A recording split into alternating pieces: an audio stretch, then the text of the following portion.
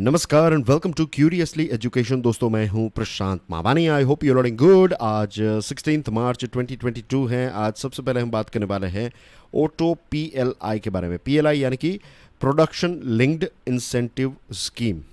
हाल ही में ये खबर आई है कि बड़ी बड़ी कंपनीज जैसे कि Maruti Suzuki, Hero MotoCorp, Bosch, Lucas TVS, Mitsubishi electric, Motherson Sumi, Tata AutoComp, Ola electric, Toyota Kirloskar और इसके अलावा भी बड़े बड़े नाम हैं। टोटल 95 एप्लीकेंट्स ने की जो पीएलआई स्कीम के तहत उन्होंने एप्लीकेशन दी थी, तो इनको अप्रूवल दे दिया है। और ये जो स्कीम है ऑटो पीएलआई, इसमें दो चीज़ें हैं।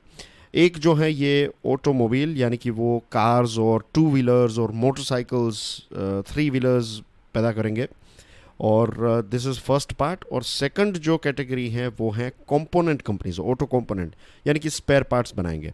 तो ऐसी टोटल 95 कंपनीज को सरकार ने अप्रूवल दे दिया है अंडर ऑटो पीएलआई स्कीम।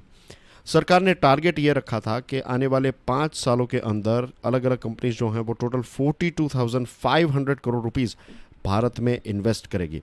लेकिन जो प्रपोजल आया है इन्वेस्टमेंट का वो बहुत ज़्यादा आ चुका है। 74,850 करोड़ रुपीस का इन्वेस्टमेंट ये 95 कंट्रीज़ ने अपनी तैयारी जो है वो दिखाई है। और इसमें से 45,016 करोड़ रुपीस जो हैं वो व्हीकल मैन्युफैक्चरिंग के लिए हैं, और 29,834 करोड़ जो हैं ये कंपोनेंट यानी कि स्पेयर पार्ट्स बनाने की इन्वेस्टमेंट की दिशा में हैं। फाइनेंशियल ईयर 23 से ये पीएलआई जो है वो इम्प्लीमेंट में आ जाएगी। अभी अप्रूवल दिया जा रहा है, और 23 से 5 सालों तक ये स्कीम जो है इसका लाभ इन सारी कंपनीज को मिलेगा।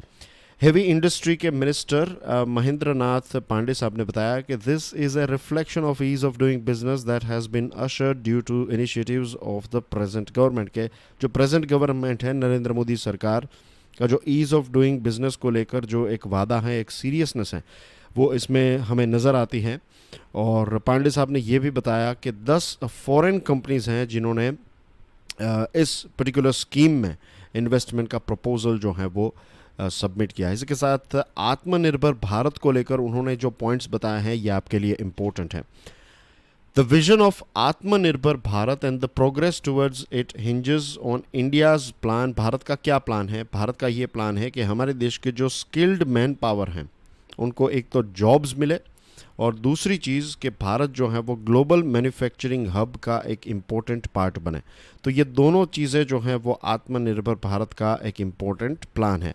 आपको पता है कि आत्मनिर्भर के बारे में मैंने कई बार आपको बताया है कि इट्स नॉट अबाउट प्रोटेक्शनिज्म।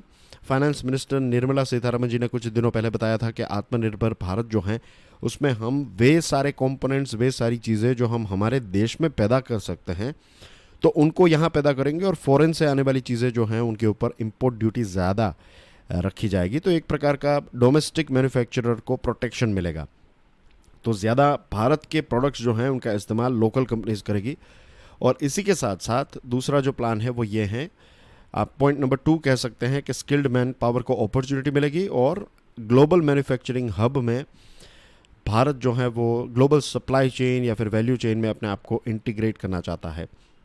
दूसरी कंपनीज की बात करें तो Bajaj auto, Hero motor corps, Piaggio vehicles, TVS motors जो हैं इनको टू व्हीलर्स और थ्री व्हीलर्स की कैटेगरी में अप्रूवल मिल चुका है। फिर बड़ी कंपनीज जैसे कि hyundai हैं, किया हैं, Mahindra and Mahindra, Tata Motors, Ashok Leyland, Ford India, Suzuki motor Gujarat, तो इनको भी इसमें शामिल किया गया है। फिर OEM कैटेगरीज की बात करें, नॉन ऑटोमोटिव इन्वेस्टर्स यानी कि इलेक्ट्रॉनिक व्हीकल्स, राइट, तो इसमें ओला इलेक्ट्रिक और एक्सिस क्लीन मोबिलिटी को भी अप्रूवल मिल चुका है। टोटल 115 कंपनीज ने अप्लाई किया था, और आप जानते हैं कि आंकड़ा है कि 95 कंपनीज को अप्रूवल मिल चुका है। और कंपोनेंट चैंपियन जो पार्ट है स्कीम का वो पार्ट मेकर्स के लिए है, जैसे मैंने आपको स्टार्टिंग में बताया। भारत हेवी इलेक्ट्रिकल्स और सीएट, ये जो भेल है BHEL और सीएट, ये दो ऐसी कंपनीज हैं जो नॉन ऑटोमेटिव इन्वेस्टर्स हैं। ये इनका बैकग्राउंड नहीं है ऑटोमोटिव का, लेकिन अब इनको भी अप्रूवल जो है वो मिल गया है। वो यहाँ पर हमारे देश में पार्ट्स बनाना चाहते हैं, automotive parts. The PLI scheme for the auto sector envisages overcoming the cost disabilities of the industry for the manufacture of advanced automotive technology products in India। ये PLI स्कीम जो है उसमें यह है कि हमारे देश में जो मैन्युफैक्चरर्स हैं उनको कॉस्ट डिसेबिलिटीज़ का सामना करना पड़ता है। इसका बहुत ही सिंपल एग्जांपल ये है कि मान लीजिए कोई एक्स नाम का पार्ट है, तो चाइना की कंपनी ये बनाती है तो ये आपको $100 में मिल जाता है, और अगर भारत की कंपनी इसको बनाती है तो $110 में मिलता है। तो कौन सा पार्ट ज़्यादा यूज़ होगा? यही वाला यूज़ होगा, क्योंकि दोनों सेम पार्ट हैं, ये भी एक्स बनाता है, ये भी एक्स बनाता है, लेकिन क्योंकि ये $100 में मिलता है और भारत का पार्ट जो है वो 110 में बनता है, तो हमारा पार्ट बिक नहीं पाता। तो ये कॉस्ट डिसेबिलिटीज़ भी जाएगी बिकॉज ऑफ PLI स्कीम। हमारे देश में भी रीज़नेबल रेट में हम ऐसे पार्ट्स और ऑटोमोबाइल्स जो हैं वो पैदा कर पाएंगे। और दूसरी चीज़ ये है कि PLI जो है ये एडवांस्ड ऑटोमोटिव टेक्नोलॉजी, खास करके जो इलेक्ट्रॉनिक व्हीकल्स और इन सारी चीज़ों को भी बूस्ट देगी। The incentive structure will encourage industry to make fresh investments for the indigenous global supply chain of advanced automotive technology products. और ये जो स्कीम है उसमें मिनिमम इन्वेस्टमेंट कैप कितनी रखी गई है कि कम से कम आपको 250 करोड़ रुपीज़ इन्वेस्ट करने हैं अगर आप 5 सालों के लिए, आने वाले 5 सालों के लिए, अगर आप ऑटो कंपोनेंट कंपनी है तो, और अगर आप न्यू एज पार्ट बना रहे हैं तो 500 करोड़ का इन्वेस्टमेंट है। ये एक कंडीशन रखी गई है, इतना मिनिमम इन्वेस्टमेंट जो है वो आपको करना पड़ेगा आने वाले 5 सालों के लिए। और बहुत सारी कंपनीज जो हैं वो China plus strategy, global auto makers जो हैं वो चाइना प्लस स्ट्रेटजी में क्या है कि आपका एक मैन्युफैक्चरिंग यूनिट जो है वो चाइना में है, लेकिन इसी के साथ एक दूसरे देश में भी एक प्रकार का एक ऑप्शन आपका तैयार हो कि अगर चाइना में कुछ हो जाए तो फिर, जैसे कोविड आया था, तो कोविड के टाइम पर बहुत बड़ा डिस्ट्रप्शन हुआ, बहुत मीन्स कंपनी की आंखें खुल गई कि सारा प्रोडक्शन अगर आप चाइना में ही करवा रहे हो और चाइना में कुछ होता है तो फिर आपका पूरा बिजनेस जो है वो चौपट हो जाता है। लेकिन अगर लेट्स से कि एक कार जो है वो आपकी चाइना में बन रही है और दूसरी जो है सेम कार इंडिया में बन रही है, तो इनकेस अगर चाइना में कुछ हो जाए तो फिर इंडिया से आप प्रोडक्शन जो है वो बढ़ा सकते हैं। तो ये है China plus strategy. I hope ये टॉपिक क्लियर है। Moving on to next interesting topic, Hewlett foundation अब FCRA के वॉच लिस्ट में ऐड हो चुका है। ये USA का one of the biggest charity organization है जिसको फिलेंथ्रोपिक भी कहते हैं। तो फिलेंथ्रोपिक यानी कि चैरिटी, दान पुण्य करने की एक ऑर्गेनाइजेशन है। अब ये जो ऑर्गेनाइजेशन है इसको FCRA यानी कि फॉरेन कंट्रीब्यूशन रेगुलेशन एक्ट के तहत भारत सरकार ने इसको वॉच लिस्ट में ऐड किया है। हाल ही में जो फंड ट्रांसफ़र करने की कोशिश की गई थी बाय दिस ह्यूलेट फाउंडेशन, तो ये ट्रांजैक्शन जो है वो कंप्लीट नहीं हो पाया। ये स्टेट बैंक ऑफ इंडिया की जो पार्लियामेंट स्ट्रीट की ब्रांच है न्यू दिल्ली में, यहाँ पर ट्रांसफ़र करने की कोशिश की गई थी पैसे, USA से यहाँ पर पैसे ट्रांसफ़र करने की कोशिश थी, लेकिन इसको कंप्लीट नहीं हो पाया। और ये जो फाउंडेशन है इसकी स्थापना की थी विलियम आर ह्यूलेट ने, जो एक अमेरिकन कंपनी है HP, राइट, HP के कंप्यूटर्स आपने यूज़ किए होंगे, ह्यूलेट पैकार्ड। तो HP के को फाउंडर विलियम आर ह्यूलेट और उनकी वाइफ फ्लोरा लैम्सन ने मिलकर 60s में इस फाउंडेशन की स्थापना की थी। और ये फाउंडेशन जो है वो education, environment, gender equality, governance, इन अलग अलग क्षेत्रों में जो नॉन प्रॉफिट ऑर्गेनाइजेशंस हैं यानी कि NGOs जो होते हैं तो उनको फंड प्रोवाइड करते हैं। अब एक बार अगर कोई डोनर जो होता है, फॉरेन डोनर, उसको अगर प्रायर रेफरेंस कैटेगरी में ऐड किया जाता है तो क्या होता है? जब ऐड हो जाता है या फिर अगर वॉच लिस्ट में, जैसे कि HP की ये फाउंडेशन जो है ह्यूलेट फाउंडेशन, उसको ऐड किया गया है, तो जब भी आप फंड ट्रांसफ़र करते हैं तो SBI को मिनिस्ट्री ऑफ होम अफेयर्स से एक प्रायर क्लियरेंस लेना पड़ता है।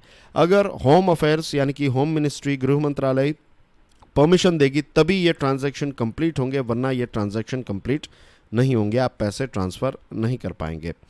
लास्ट ईयर 10 ऐसे NGOs को इस लिस्ट में ऐड किया गया था और the prior reference category list seems to have been updated further. इसको और ज़्यादा अपडेट किया है, और ज़्यादा नाम जो हैं वो इसमें ऐड हुए हैं। FCRA के कुछ प्रोविजंस हैं जिनके तहत भारत सरकार जो है वो सैंक्शंस, एडिशनल सैंक्शंस जो हैं वो फॉरेन डोनर्स के पर लगा सकती हैं।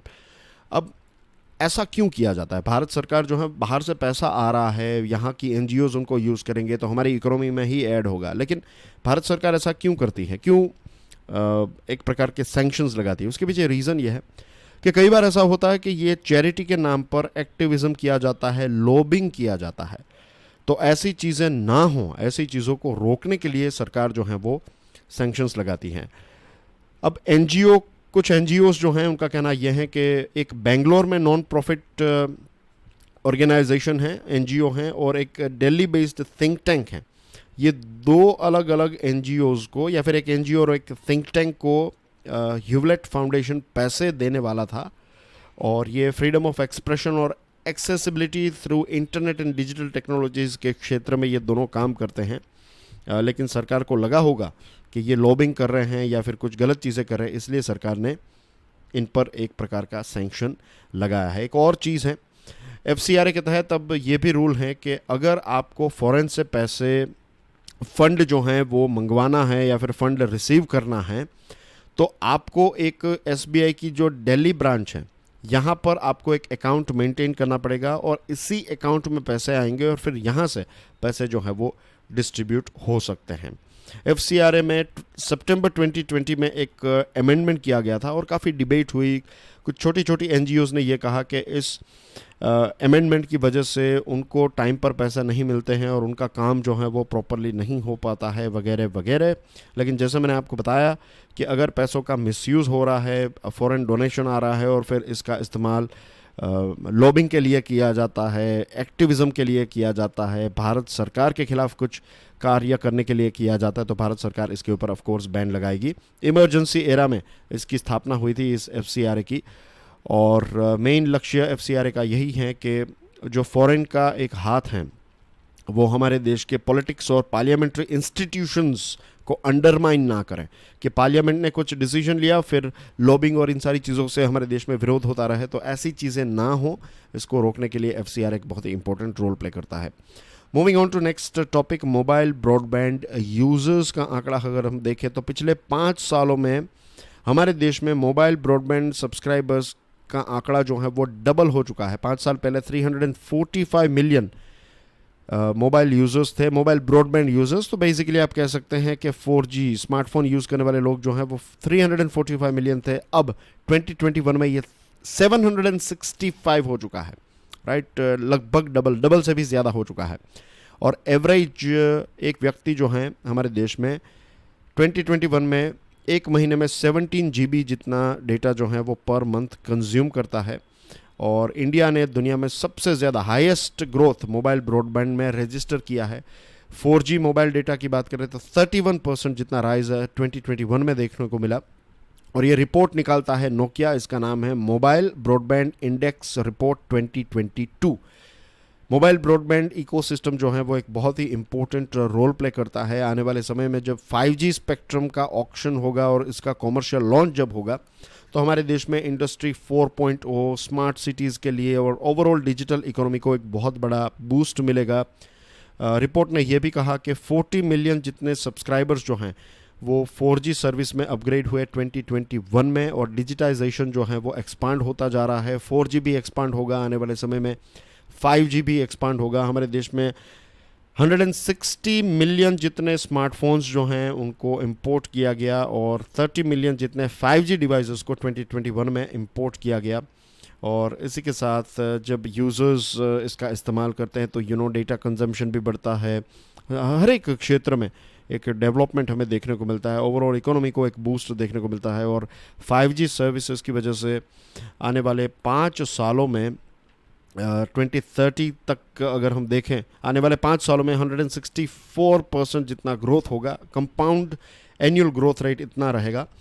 और 5G के एक्सपांशन की वजह से ग्लोबल इकोनॉमी में 1% और ऐड होगा, या right, it will add 1% of global GDP and 1.3 trillion dollar revenue में ऐड होगा बाय 2030 बिकॉज ऑफ 5G। हमारे देश में 22 मिलियन फिक्स्ड ब्रॉडबैंड यूजर्स हैं। जो हम घर पे वाईफाई यूज़ करते हैं तो ऐसे 22 मिलियन फिक्स्ड ब्रॉडबैंड यूजर्स हैं, तो इसमें भी बहुत बड़ा एक्सपांशन का चांस है। क्रूड ऑयल की प्राइस की बात करें तो ट्यूसडे को क्रूड ऑयल की प्राइस जो है वो $100 पर बैरल हो चुकी है। लास्ट वीक ये 139 थी, और अब क्योंकि प्राइस कम हुई है तो इन्फ्लेशन का जो एक ख़तरा था वो कम होगा, और कंज्यूमर्स भी एक राहत की सांस ले पाएंगे। और 24 फरवरी को जब से रशिया ने यूक्रेन पर एक इन्वेजन लॉन्च किया, तब से क्रूड ऑयल की प्राइस जो है वो ऑलमोस्ट बहुत ज़्यादा बढ़ गई थी, और ऑलमोस्ट ऐसे ही वो गिर भी गई। आपको याद होगा हमने ये चीज़ डिस्कस की थी कि बीपीसीएल के चेयरमैन अरुण सिंह साहब ने ये कहा था कि कुछ समय के अंदर ऑयल की प्राइस जो है वो $100 पर बैरल के नीचे आ जाएगी, और ये बात सच साबित हुई है। रशिया की जो ऑयल सप्लाई है उसके ऊपर यूएसए ने सैंक्शंस लगा दिए हैं, लेकिन फिर भी मीन्स बैन लगाया है। यूएसए रशिया का ऑयल नहीं खरीदेगा, लेकिन दुनिया के अलग अलग देश जो हैं वो ग्लोबल मार्केट में आज भी रशिया का ऑयल जो है वो वैसा ही बिक रहा है। टोटल भारत 85% जितना ऑयल इंपोर्ट करता है, और इस 85% में से 3% जितना जो है वो हमारा टोटल जो हम इंपोर्ट करते हैं ऑयल, तो उसका 3% हम रशिया से इंपोर्ट करते हैं। अब भारत की सरकार रशिया के साथ बात कर रही है कि क्या हमें और ज़्यादा डिस्काउंट रेट पर ऑयल मिल सकता है, हम आपको पैसे पे कैसे करें, ये सारी चीज़ों के ऊपर डिस्कशन हो रही है। वेस्टर्न सैंक्शंस की वजह से बहुत सारे ट्रेडिशनल रशियन बायर्स थे जो रशिया से ऑयल खरीदते थे, तो ऐसे बायर्स जो हैं वो अब दूसरे ऑप्शंस देख रहे हैं, और रशिया जो है वो डिस्काउंट प्राइस में ऑयल जो है वो प्रोवाइड कर रहा है। Petroleum and natural gas minister Hardeep Singh Puri साहब ने पार्लियामेंट को ये बताया मंडे को कि रशिया के साथ बातचीत चल रही है। इसी के साथ हम दूसरे देशों से भी बात कर रहे हैं, इंश्योरेंस, फ्रेट, पेमेंट, ये सारे टॉपिक्स के ऊपर रशिया के साथ बातचीत हो रही है। और उन्होंने नाम नहीं लिया, लेकिन ईरान का भी इनडायरेक्ट रेफरेंस दिया है कि हम दूसरे देशों से भी ऑयल मंगवा सकते हैं, जैसे कि ईरान है। अब ईरान के ऊपर यूएसए ने सैंक्शंस लगाए हैं, इसकी वजह से भारत उनका ऑयल नहीं खरीद रहा है, लेकिन अब भारत शायद उनका ऑयल खरीदे। बातचीत हो रही है, देखते हैं आगे क्या होता है। ऑयल की प्राइस गिरी, उसके पीछे मेन रीज़न एक और ये भी है कि ईरान का ऑयल जो है उसकी सप्लाई इंक्रीज़ हो गई है, नंबर 1। नंबर 2, चाइना में कोविड के केसेस जो है वो काफ़ी बढ़ चुके हैं, और चाइना ने काफ़ी टफ मेजर्स वहाँ पर, काफ़ी लॉकडाउन जैसे सिचुएशन लगा दी है बहुत सारे क्षेत्रों में। तो दिस इज़ नंबर 2, क्योंकि चाइना जो है वो दुनिया का सबसे बड़ा इम्पोर्टर है, it is world's largest oil importer. तो एक बहुत बड़ा ऑयल का जो एक बायर हैं, या फिर जो ऑयल की डिमांड है वो ड्रॉप होगी, क्योंकि चाइना में लॉकडाउन जैसी सिचुएशन बहुत सारे क्षेत्रों में है। और नंबर 3 ये है कि यूएस फेडरल रिजर्व, वहाँ की जो सेंट्रल बैंक है यूएसए की, वो इंटरेस्ट रेट बढ़ाएगी, जो रेपो रेट है उसको इंक्रीज़ करेगी। तो इसकी वजह से इकोनॉमिक एक्टिविटीज़ जो है उसमें एक ड्रॉप देखने को मिलेगा। तो ये 3 बड़े रीजंस है। एक तो ऑयल की सप्लाई ईरान की वजह से इंक्रीज़ हुई है, सेकंड थिंग चाइना में लॉकडाउन, और थर्ड थिंग इंटरेस्ट रेट बढ़ाएगी फेडरल रिजर्व। तो ऑयल की डिमांड थोड़ी कम हुई है इसकी वजह से, तो प्राइस जो है उसमें गिरावट देखने को मिली है। So that's everything in today's discussion. काफ़ी सारे इंटरेस्टिंग टॉपिक्स को हमने डिस्कस किया, isn't it? Please do check out my motivational podcast curiously forever. ये Spotify, Jio Saavn, Google podcast, Prime music, Gaana, इसके अलावा भी बड़े बड़े पॉडकास्ट प्लेटफॉर्म्स पर अवेलेबल हैं। Please do subscribe to my YouTube channels, share the lecture with other students, hit the like button, stick your review in the comment section. आज का ये डिस्कशन आपको कैसा लगा? इसी के साथ इस सीरीज़ से अगर आपको फ़ायदा हो रहा है, then do let me know, and do let other people know as well about this series. It will be a big help to the channel and to me as well. It will encourage and motivate me to produce more videos for you guys. And that's everything from my side for today. I'll see you soon with some more interesting videos. Till then, stay curious. Jai Hind.